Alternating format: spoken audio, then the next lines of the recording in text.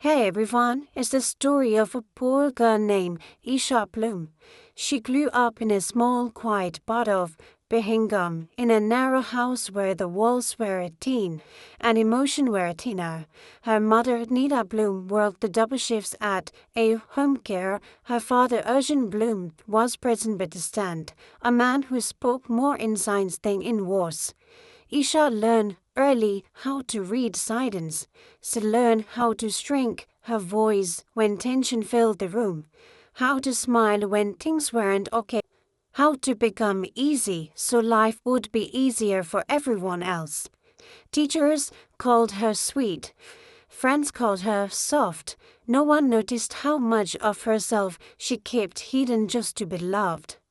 And she believed that one day someone would love her fully. As time passed by, Isha Bloom became a university student. She met Cayman Miller at a university seminar in London. He wasn't extraordinary in the way movies describe men, but he looked at her like she mattered. He listened when she spoke, asked questions no one had ever asked her before.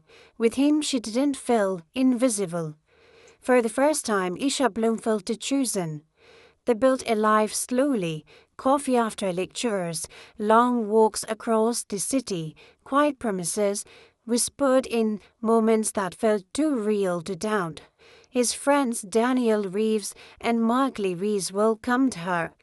His sister Clara Miller hugged her like her family. After marrying Cayman Miller, something started to change in their relation. The change didn't happen overnight. It never does. At first it was the small things. Cayman started coming home later. His voice grew softer. His warmth turned selective, present in public, absent in private.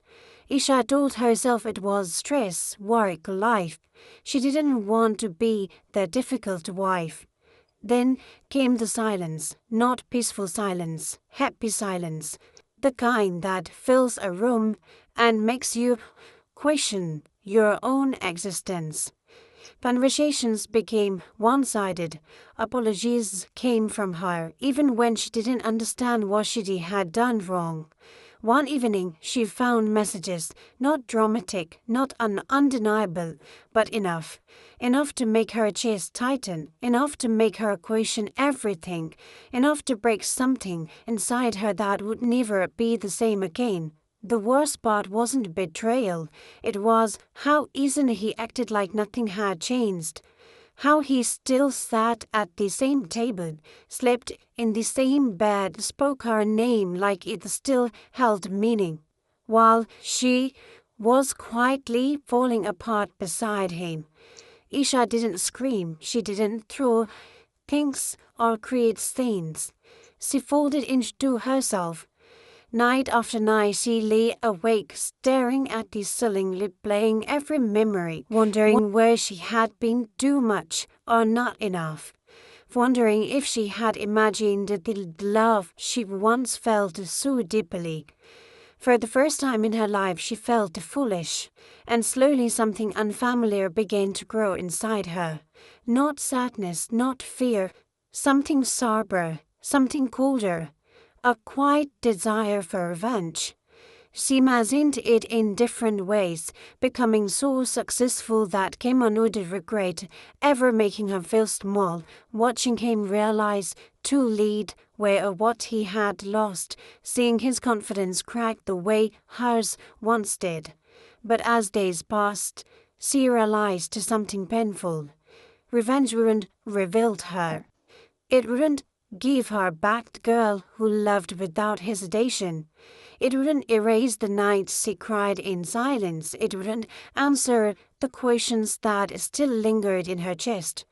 So she did something harder, something no one expected. She chose herself. It started quietly. She updated her CV, applied for jobs without telling him, took small steps back into a world she had slowly abandoned while building a life around him. She reconnected with her old friend, Maya Kapoor. She saw through her silent instantly. Maya didn't ask too many questions, she simply stayed. Esha began speaking again, not loudly, but honestly. The first time she said, "This isn't okay." Her voice trembled. The second time, it didn't. People always notice when the version of you they relied on disappears. He asked questions, tried to soften his tone, tried to step back into a role he had already abandoned. But something had changed in Esha. She was no longer waiting to be chosen. One morning, she stood in front of the mirror and saw herself clearly. Not the girl who shrank to be loved, not the wife who carried a relationship alone, not the version of her that kept forgiving without being seen, but someone new, someone who understood her own worth, even if she had learned it the hard way. Her revenge wasn't loud. It didn't involve breaking him. It involved walking away without looking back. When she left, there were no dramatic words, just a quiet sentence, "I deserved better. And I now know it." Months later, Esha Bloom was living in a small apartment in Manchester. It wasn't perfect, it wasn't the life she had once imagined, but it was hers. She worked, she healed, she laughed again, slowly, genuinely. She revealed herself piece by piece, not for anyone else, but because she finally understood she was worth rebuilding. And Kimon? He became a memory. Not a lesson she carried with pain, but one she carried with clarity.